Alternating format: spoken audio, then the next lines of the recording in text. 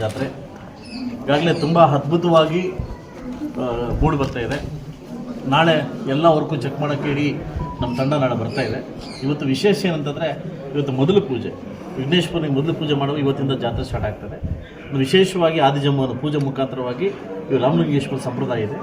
ಇವತ್ತು ವಾಲ್ಮೀಕಿ ಮತ್ತು ಆದಿಜಂಬ ಒಂದು ಪೂಜೆ ಮಾಡ್ಕೊಂತ ಈ ಜಾತ್ರೆ ಸ್ಟಾರ್ಟ್ ಮಾಡ್ತೀವಿ. ಸೊ ಅದರಿಂದ ವಿಶೇಷ ಏನಂತಂದರೆ ನಮ್ಮ ಕರ್ನಾಟಕ ರಾಜ್ಯ ಸರ್ಕಾರದ ಘನ ಸರ್ಕಾರದ ಸಚಿವರಾಗಿರ್ತಕ್ಕಂಥ ಕೆ ಪುನಃ ಸಾಹೇಬರು ಇವತ್ತು ಬಂದಿದ್ದಾರೆ. ಇವತ್ತು ನಾನು ಕೇಳಿದೆ ಬೇಗ ಪೂಜೆಗೆ ಬನ್ನಿ ಸರ್, ಎರಡೂ ಮುಗಿಸ್ಕೊಂಡು ಹೋಗಿದೆ ಅಂತ. ಸೊ ಅದರಿಂದ ಇವತ್ತು ಆವತಿಯನ್ನು ಕೊಟ್ಟು ಅಂದರೆ ಪೂರ್ಣ ಆವತಿಯನ್ನು ಕೊಟ್ಟು ಇವತ್ತಿಂದ ಜಾತ್ರೆ ಸ್ಟಾರ್ಟ್ ಆಗಿದೆ. ವಿಶೇಷ ನಮ್ಮ ಜಿಲ್ಲೆಯವರು, ನಮ್ಮ ಜಿಲ್ಲೆ ಸಚಿವರು, ಅಂದರೆ ಇಲ್ಲಿಂದನೇ ಹುಟ್ಟು ಬೆಳೀತಕ್ಕಂಥ ರಾಜಕಾರಣಿಯವರು. ಅದರಿಂದ ನಮ್ಮ ಮುಳಬಾಗಿಲು ತಾಲೂಕಿನ ಎಲ್ಲೇ ದೇವಸ್ಥಾನ ಆದರೂ ಕೂಡ ಫಸ್ಟ್ ಅಟೆಂಡ್ ಅವರು ಇರ್ತಾರೆ. ಯಾಕಂದರೆ ದೈವಭಕ್ತಿ ಇರ್ತಕ್ಕಂಥ ಇವರು.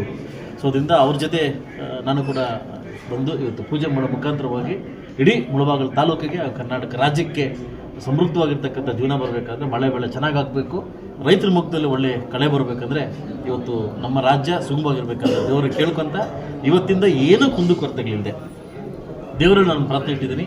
ಈ ಜಾತ್ರೆಯಲ್ಲಿ ಯಾರಿಗೂ ತೊಂದರೆ ಆಗದಂಗೆ, ಸುಮಾರು 50-60 ಲಕ್ಷ ಜನ ಸೇರ್ತಾರೆ, ಯಾರಿಗೂ ತೊಂದರೆ ಆಗದಂಗೆ ಕಾಪಾಡಪ್ಪ, ಅದನ್ನು ದಯವಿಟ್ಟು ನೆಲೆಸ್ಕೊಡಪ್ಪ ಕೇಳ್ಕೊಂಡಿದ್ದೀನಿ.